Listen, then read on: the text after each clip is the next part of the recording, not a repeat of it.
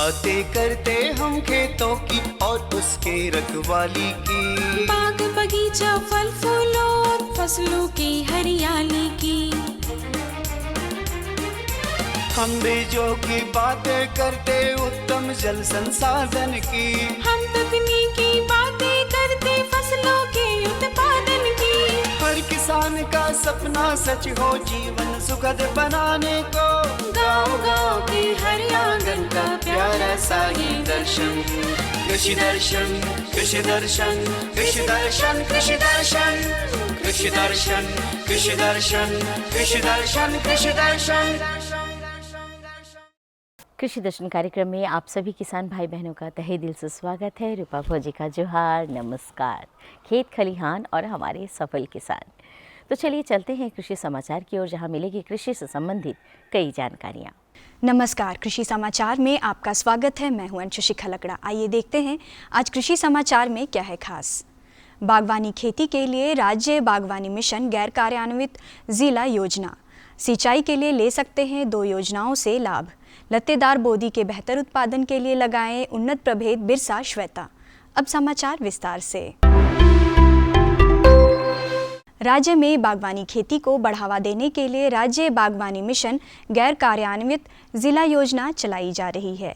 इस योजना के तहत राज्य के किसान नए फल बाग का क्षेत्र विस्तार, फूलों की खेती, छोटी नर्सरी की स्थापना, सब्जी के संकर प्रभेदों की खेती, मसाला फसलों की खेती, संरक्षित खेती, फसल तुड़ाई कटाई उपरांत प्रबंधन के लिए अनुदान की सुविधा ले सकते हैं।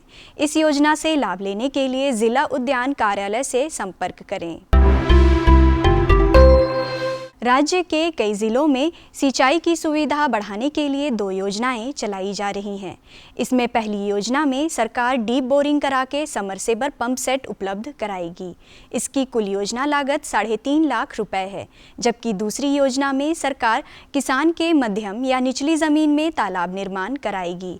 इन दोनों योजनाओं में सरकार 90% अनुदान देगी। इसके लिए जिला भूमि संरक्षण कार्यालय से संपर्क कर सकते हैं। किसान भाई, आप यदि विलंब से मटर फसल लगा रहे हैं तो वैसे प्रभेद लगाएं जो पाउडरी मिल्ड्यू रोगरोधी हो। इसके अलावे यदि खड़ी फसल में पाउडरी मिल्ड्यू के लक्षण दिखे तो मैंगो जेब दवा से घोल बनाकर फसल पर छिड़काव करें। किसान भाई अब मटर लगाएंगे तो पाउडरी मिल्ड्यू रोग से रोग रोधी किस्म का ही चयन करेंगे। जैसे काशी सुरक्षा वैरायटी है, स्वर्ण मुक्ति है, इस तरह के प्रभेद का ही चयन करेंगे। या पंच सब्जी मटर 3 है, ऐसे का चयन करेंगे जो फरवरी मार्च महीने में पाउडरी मिल्ड्यू रोग आमतौर पर आता है। और अब जो प्रभेद आप लगाएंगे वो फरवरी मार्च में ही इसका उत्पादन मिलने वाला है। ठीक फूल फल का समय होगा, उस समय पाउडरी मिल्ड्यू रोग लग जाएगा। इसीलिए आपको इसके रोग रोधी किस्म का ही आपको चयन करना है। फिर के बावजूद भी इसके लिए जो उपयुक्त फंजीसाइड है उसे व्यवस्था करके आपको रखना होगा। अगर कहीं थोड़ा भी पत्ते में सफ़ेद रंग के पाउडरी का सिम्टम दिखाई पड़े तो तुरंत आपको ये सल्फर बेस जो फंजीसाइड है या मैंकोजेब है उसका आपको छिड़काव करना पड़ेगा। राज्य के जो किसान लत्तेदार बोदी की ग्रीष्मकालीन खेती करना चाहते हैं वे फरवरी से फसल लगाने का काम शुरू कर सकते हैं।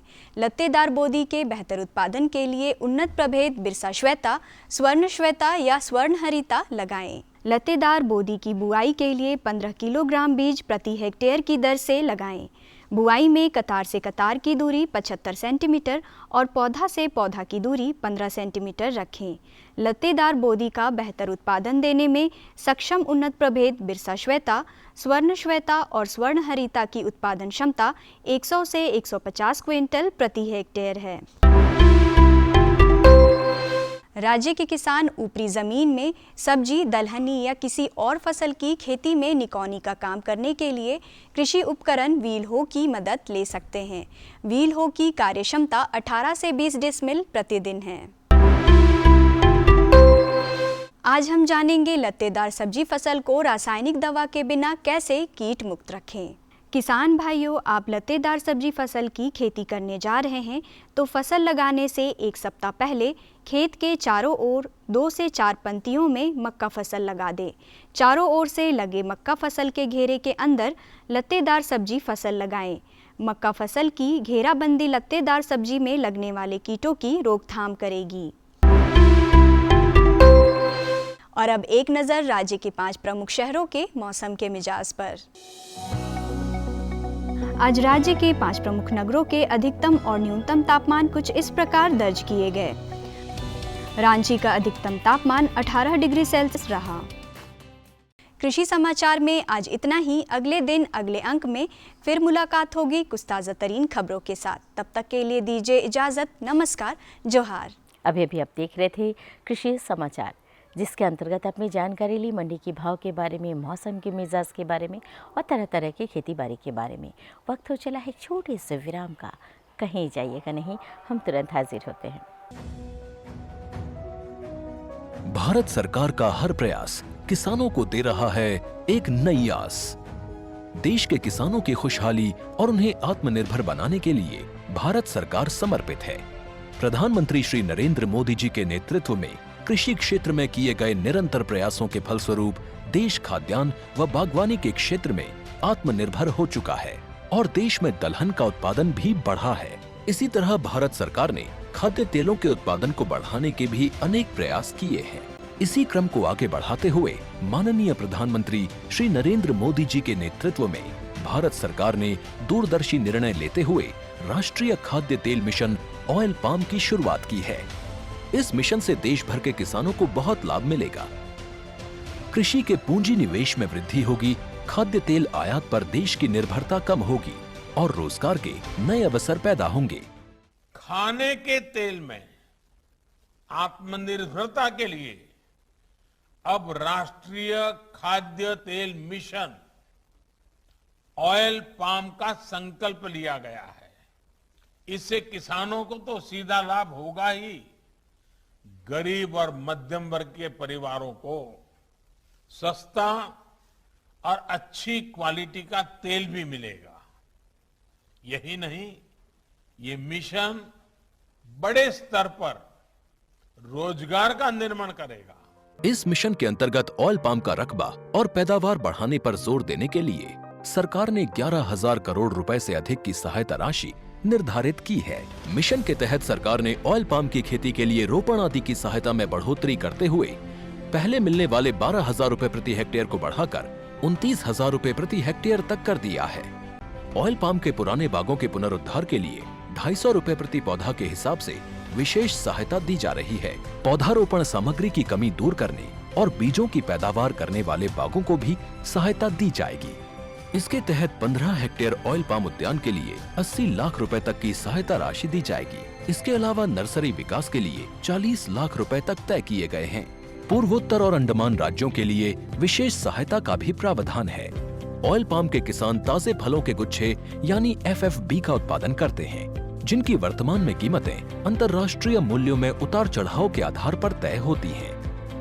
पहली बार केंद्र सरकार ताजे फलों के गुच्छे की कीमत के लिए किसानों को आश्वासन दे रही है। ये व्यवहार्यता मूल्य यानी VP कहलाएगा, यानी किसानों को कोई घाटा नहीं होने दिया जाएगा। व्यवहार्यता मूल्य VP तय करने की शुरुआत 1 नवंबर से होगी और अगले वर्ष 31 अक्टूबर तक जारी रहेगी। इसे ऑयल पाम वर्ष कहा जाएगा। इस योजना के तहत वर्ष 2025-26 तक ऑयल पाम का रकबा 6.5 लाख हेक्टेयर सृजित करने और कच्चे ऑयल पाम की पैदावार वर्ष 2025-26 तक 11.20 लाख टन पहुंचाने का लक्ष्य निर्धारित किया गया है। सरकार के इस महत्वपूर्ण निर्णय से देश में ऑयल पाम की खेती करने वाले किसानों में विश्वास पैदा होगा और वे खेती का रकबा बढ़ाएंगे।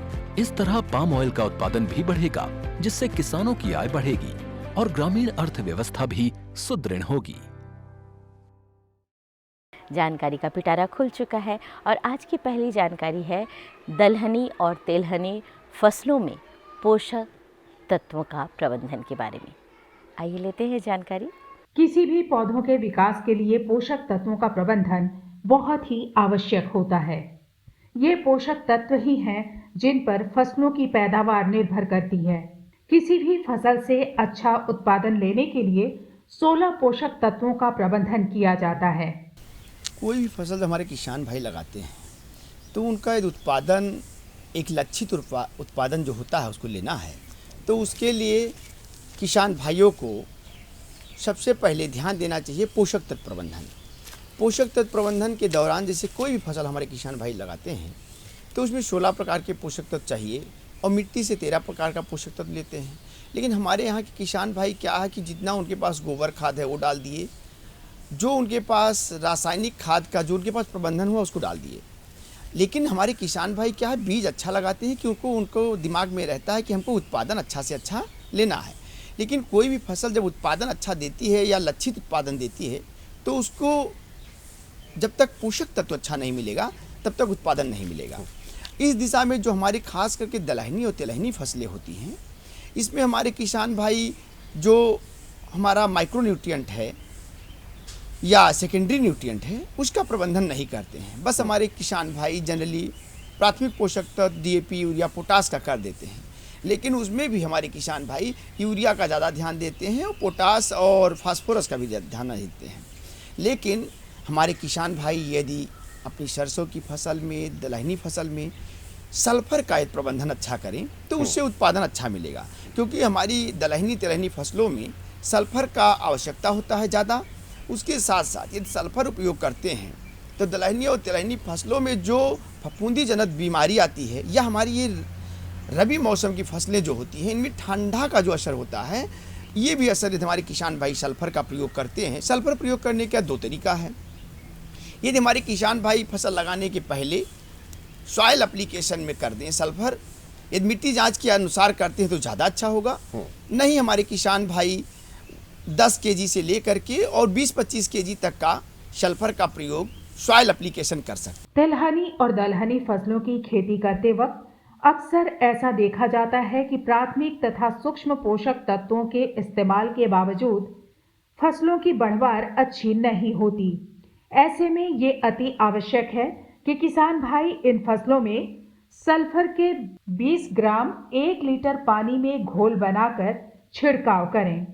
अब हमारे किसान भाई जब कोई भी अपने खेत में कभी क्या होता है कि वो प्राइमरी न्यूट्रिएंट को DAP, यूरिया दे रहे हैं लेकिन उनका फसल सुधार नहीं हो रहा है, तो उस समय वो क्या होता है कि मार्केट में जाते हैं, कहते हैं हमको माइक्रो न्यूट्रिएंट दे दीजिए, कोई टॉनिक दे दीजिए। तो टॉनिक मीन्स होता है कि बाजार से उनको माइक्रो न्यूट्रिएंट ही दिया जाता है, तो अब उसमें वो लाके डालते हैं तो देखते हैं अच्छा हो गया है। तो इस प्रकार से हमारे किसान भाई वहाँ DAP डाल रहे हैं, यूरिया डाल रहे हैं, लेकिन उनके फसल में ग्रोथ अच्छा नहीं हो रहा है, पत्तों में अच्छा हरापन नहीं है और पत्तियां कुछ कर्लिंग टाइप होने लगी हैं। तो उस समय उनको समझ जाना चाहिए कि हमारे इसमें कोई ना कोई प्राइमरी न्यूट्रिएंट के बजाय किसी दूसरे पोषक तत्व की कमी है।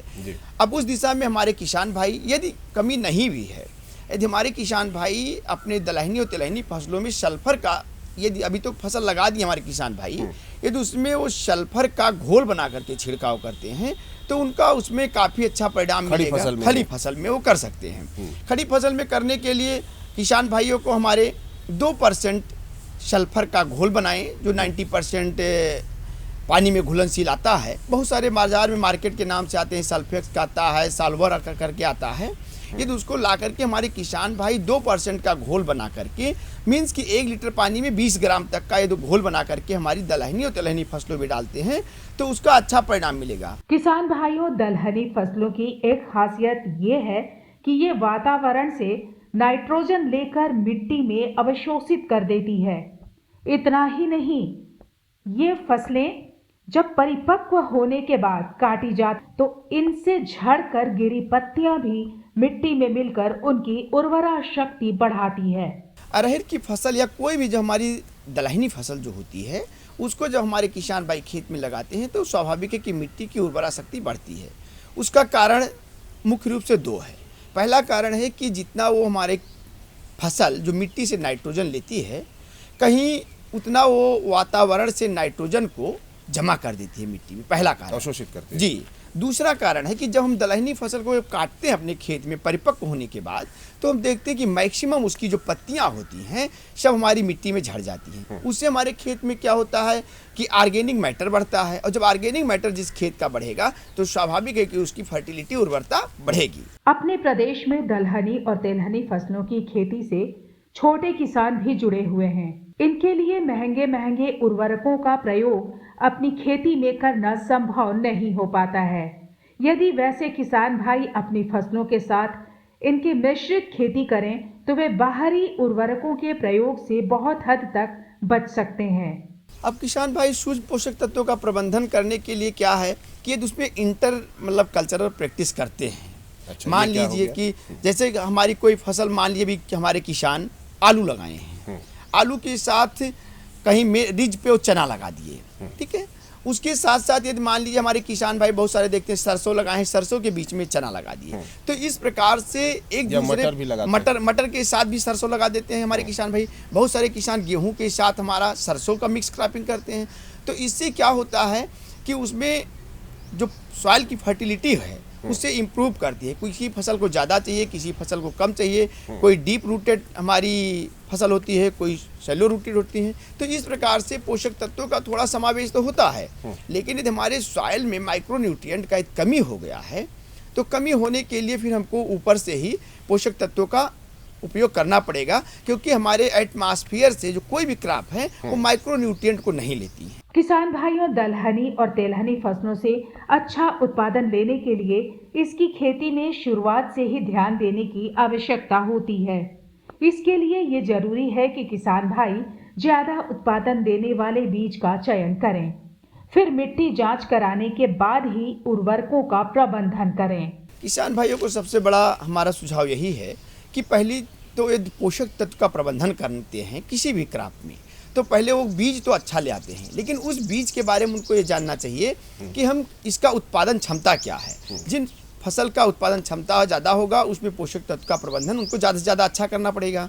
दूसरा क्या है कि मिट्टी जांच के अनुसार वो प्रबंधन करें। और किसान भाइयों को हम ये सुझाव देना चाहेंगे कि जितना फसल अवशेष हमारा खेत खलिहान में छोड़ देते हैं यदि उसको वो खेत में इनकॉर्पोरेट कर दें, मिला दें, चाहे वो सड़ा करके, चाहे वो सीधे उसमें मल्चिंग करके, तो उससे क्या है कि माइक्रोन्यूट्रिएंट जो हमारा सूक्ष्म पोषक तत्व है उसकी कमी नहीं होगी। क्योंकि हमारी कोई भी फसलें जो ज़्यादा से ज़्यादा पोषक तत्व लेते हैं वो खाली किसान हमारे दाना तो ले आए, फल ले आए घर में, लेकिन फसल अवशेष को छोड़ देते हैं। वो सब माइक्रोन्यूट्रिएंट हमारी फसल अवशेष में रहता है, यदि उसको इनकॉर्पोरेट करते जाएंगे तो हमारी समझ से कि सॉइल में माइक्रोन्यूट्रिएंट की कमी उतना जल्दी नहीं आएगी। इस तरह से यदि दलहनी और तेलहनी फसलों के पोषक तत्वों का प्रबंधन हम वैज्ञानिक के मार्गदर्शन पर करें तो निश्चित तौर पर हम इनका अच्छा उत्पादन ले सकते हैं और अपनी आमदनी बढ़ा सकते हैं।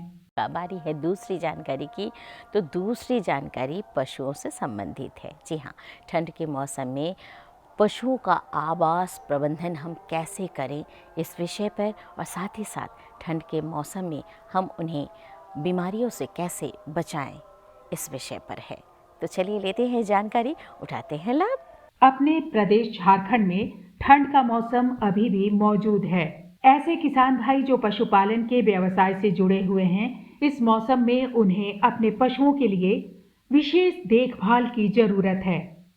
उन्हें पशुओं के रहन सहन से लेकर खान पान तक उचित प्रबंधन की जरूरत है। ठंड के मौसम में खासकर दुधारू पशुओं के आवास में ठंडी हवा प्रवेश ना करे, इसलिए दरवाजे और खिड़कियों को जूट के बोरे से ढकने की जरूरत होती है। उनके आवास के भीतर किसी तरह का जल जमाव ना हो, इस पर ध्यान देने की भी आवश्यकता है। यह किसान भाइयों, इससे गिरते मौसम जो तापमान इस मौसम में जो तापमान जितना तेज़ी से गिर रहा है, इसका असर हमारे दुधारू पशुओं में विशेष करके बहुत बुरा पड़ता है और जिससे उत्पादन पर काफ़ी गिरावट देखी जाती है। अगर आप इस मौसम में भी दुधारू पशुओं से उसके नस्ली क्षमता के अनुसार उत्पादन लेना चाहते हैं तो कुछ छोटे छोटे प्रबंधन करने की आवश्यकता पड़ती है। तो इसमें विशेष करके पहला अगर हम ध्यान दें तो आवास प्रबंधन पर देने की विशेष ज़रूरत पड़ती है। तो आप अन्य मौसम में जो अपने पशुओं के लिए खुले रोशनदान या हवा के लिए जो खिड़की दरवाजे बना रखे हैं, उन सबों में कोशिश करें कि आपके पास जो भी जिस तरह का भी उचित संसाधन मौजूद हो, जैसे फटे पुराने बोरे हों या कपड़े हों या कोई जूट के या फिर जो पत्ते के बने हुए कोई चादरें हैं, तो उस तरह के चादरों को आप उन सब खिड़की दरवाज़ों में अच्छी तरह से ढक दें। और उस समय आप ये ध्यान रखें ज़रूर कि ढकते समय कि अंदर की पूरी हवा बंद नहीं होनी चाहिए, क्योंकि पशुओं को जितना टेम्परेचर से बचाव की ज़रूरत पड़ती है उतनी ऑक्सीजन की भी आवश्यकता होती है। तो हवा धीरे धीरे आर पार होता रहे, इसका भी हम ध्यान रखते हुए उन रोशनदानों को ढकें। अंदर की आर्द्रता ना बन पाए, बढ़ ना पाए, उसके लिए अंदर में अगर पशु आवास के अंदर में अगर कहीं पर पानी जमा हो रही है, पानी पीने वाला पानी कहीं गिर जा आता है या पेशाब वगैरह का पानी कहीं जमा हो रहा है तो वो जम ना पाए, इसकी आप व्यवस्था रखें। कहीं पर नीचे अगर फर्श फटा फुटा है, कहीं पर गड्ढा उड्ढा हो गया है तो उन सबों को आप जितना जल्दी हो सके मरम्मत कर लें। इसके अलावा किसान भाइयों, अभी के यहाँ खासतौर से इस क्षेत्र में धूप भी काफ़ी तेज़ पड़ती है। अगर आपके पशुशाला के ऊपर में धूप को ढकने वाला कोई पेड़ पौधे ऐसे हैं जिनके डाली धूप आने से रोक रहे हैं तो आप उनका छटनी कर सकते हैं। पेड़ को काटे नहीं, क्योंकि आने वाला गर्मी के मौसम में फिर से वो आपको सहायता करेंगे। इसी कारण जो धूप रोक रहे हैं उन टहनियों को आप काट सकते हैं। ठंड के मौसम में यदि पशुओं के खाने पीने का उचित प्रबंधन किया जाए तो भी उनसे अच्छा उत्पादन लिया जा सकता है। ऐसे मौसम में पशुओं के आहार में मिनरल मिक्सचर की मात्रा 1% से बढ़ाकर 3% कर देनी चाहिए। इसके अलावा प्रोटीन की मात्रा 15% से 20% तक बढ़ाना बेहतर होता है। साथ अब ये तो आवाज़ की बात हुई, जैसा हम लोग कह रहे थे, थोड़ा सा खाने पीने के प्रबंधन में भी, जो आहार प्रबंधन है उसमें भी हम थोड़े बहुत बदलाव कर सकते हैं। विशेष करके अगर बात करें किसान भाइयों, हम लोग ऐसे मिनरल मिक्सचर तो देते ही हैं, पर इस मौसम में पशुओं को मिनरल मिक्सचर की थोड़ी अधिक आवश्यकता होती है, जिससे कि वो अपने शरीर में अधिक ऊर्जा बना सकें। और औसत मात्रा क्या है? जी, आप 1 से 2% ऐसे हम लोग देते हैं। तो इस मौसम में कोशिश करें आप 2 से 3% तक मिनरल मिक्सचर की मात्रा को बढ़ाएं। इसके अलावा जो दाना मिश्रण है, उस दाना मिश्रण में भी आप जितने प्रोटीन की मात्रा है उसको 15 से 20% तक प्रोटीन की मात्रा को आप बढ़ा सकते हैं। इन सारी व्यवस्थाओं के बावजूद यदि पशुओं में ठंड लगने के लक्षण नजर आए, जैसे उनके शरीर में कपकपी हो, उनका आहार कम हो जाए, आंख नाक से पानी निकले आदि, तो ऐसे में पशु चिकित्सकों की राय लेना बेहतर होता है। किसान भाइयों, ये जानना बहुत ही जरूरी होता है। अगर आपके पशुओं को ठंड लग गई तो आप देखेंगे उनका सबसे पहला असर पड़ेगा खाना पीना पर। वो जितना खाते हैं सामान्य से काफ़ी खाने पीने में गिरावट होगी, खाने पीने पर कहती है रुचि नहीं दिखाएंगे। तो इससे जैसे होगा उत्पादन में भी साथ साथ गिरावट नज़र आएगी। गिरावट आने के बाद बॉडी में आप देखेंगे काफ़ी सिवरिंग होगा, मतलब एक कपकपी की तरह का बॉडी में कपकपी होने लगती है। बार बार पूरा बॉडी कोट जो होता है ना, जो बाल का जो ऊपर के बाल रोए हैं ये खड़े नज़र आएंगे। आँख से हल्का पानी आता हुआ नज़र आएगा, आँख थोड़ी सी अंदर धंसा हुआ लगेगा, किनारे किनारे में जिसको आप स्टाई या कैंची कहते हैं ना, कुछ भरा हुआ लगेगा, आँख थोड़ा सा गंदा टाइप का लगेगा। नाक में किसी के कम उम्र के पशुओं में नाक बहते हुए भी देख सकते हैं, नाक में म्यूकस में थोड़ा सा निकलता दिखाई पड़ेगा। इसके साथ अगर दूसरा ये कहें तो कम उम्र के पशुओं में पतला पैखाना भी देखने को मिलता है। सांस तो तेज होता ही है, उस तरह के हाँफने की भी शिकायत आती ही है। पतला पैखाना भी, बदबूदार पतला पैखाना भी दिखाई पड़ेंगे। तो इस तरह के अगर असर दिखाई पड़ रहे हैं तो आप समझेंगे कि आपके पशुओं को निश्चित तौर पे ठंडा का असर हो रहा है। और जैसे ही ठंडा का असर होता है तो दूसरी बीमारियां भी आने की संभावना काफ़ी बढ़ जाती है। यदि पशुओं में ठंड लगने के लक्षण नजर आए तो उनके बचाव के लिए कुछ घरेलू उपाय आजमाए जा सकते हैं। यदि पशुओं को ठंड लग गई है तो सबसे पहले उन्हें गुनगुना पानी पिलाना चाहिए। मिनरल मिक्सचर की मात्रा बढ़ा देनी चाहिए। इसके अलावा इनके शरीर को बोरे से ढक कर रखना चाहिए तथा जमीन पर पुआल या फटे पुराने कपड़े बिछाकर उन्हें रखना चाहिए। किसान भाइयों, घरेलू उपाय तो कई तरह के होते हैं, क्षेत्र विशेष पर कई तरह के घरेलू उपाय किए जाते हैं, पर सबसे ज़्यादा ज़रूरत पड़ेगी आपको पानी। जो उसको दिन भर के आहार में जो आप पानी दे रहे हैं उस पानी को ज़रूर हल्का उसूल करके पिलाएं। उस समय आप ठंडा पानी कतई नहीं दें। जितने जो ठंड लगा वो पशु है उसको कोई छोटे रूम पे ले जाएं जहाँ पर आप तापमान को अच्छा तरह से नियंत्रित कर सकते हैं। उनके खिड़की दरवाज़ों को अच्छी तरह से आप बोरे या इन सब जैसे अभी बात कर रहे थे उनको ढक दें। और ज़रूरत पड़े तो उनके शरीर में भी आप फटे पुराने कंबल या जूट के बोरे हैं उनको आप अच्छी तरह से बांध दें। नीचे बिछावन के लिए अगर पुआल वगैरह आपके पास में है तो आप पुआल वगैरह बिछाने के लिए ज़रूर दें। और मिनरल मिक्सचर की मात्रा बढ़ाएं। इसके साथ साथ आप गुड़ का भी इस्तेमाल कर सकते हैं, गुड़ पानी का इस्तेमाल कर सकते हैं।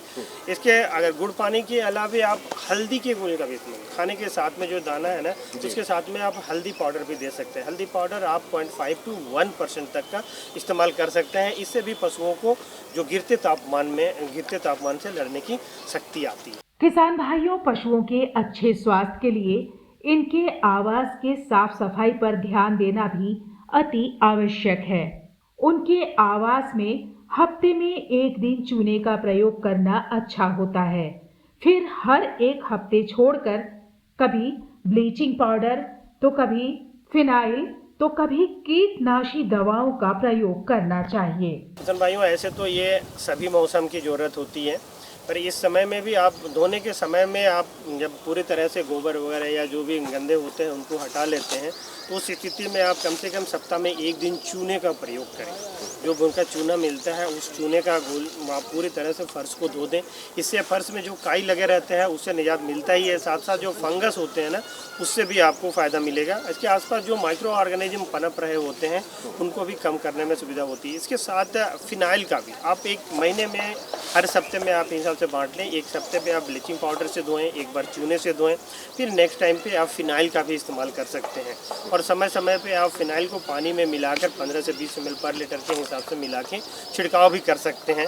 इसके अलावा जो कीटनाशक दवाएं आते हैं बाजार पे, उन सबों का भी महीना में एक बार तो ज़रूर इस्तेमाल करना चाहिए। इससे आपके जो आप पशु आवास के आसपास का जो वातावरण है वो माइक्रो ऑर्गेनिज्म फ्री हो सकता है और आप अपने पशुओं को रोग से बचा सकते हैं। इस तरह ठंड के मौसम में कुछ बातों पर ध्यान देकर किसान भाई अपने पशुओं के स्वास्थ्य पर ध्यान रख सकते हैं और उनसे अच्छा उत्पादन ले सकते हैं। कैसी रही जानकारी? अच्छी थी ना? जी हाँ, जानकारियाँ हमारे पास और भी रहता है, लेकिन वक्त की कमी रहता है। अब वक्त है आपके कागज़ और कलम उठाने का। फटाफट कागज़ कलम उठाइए और हमारा पता नोट कीजिए ताकि आप अपने सुझाव और समस्या हम तक लेकर भेज सकें। हमारा पता है कार्यक्रम कृषि दर्शन, कृषि प्रकोष्ठ, द्वारा केंद्र निदेशक, दूरदर्शन केंद्र, रातू रोड, रांची, पिन संख्या 834001। तो हमें रहता है आपके ख़तों का बेसब्री से इंतज़ार। लिखना बिल्कुल मत भूलिएगा और हाँ, आप हमसे फेसबुक और ट्विटर पर भी संपर्क कर सकते हैं। तो अब हमें और हमारी पूरी टीम को दीजिए इजाज़त। जोहार, नमस्कार।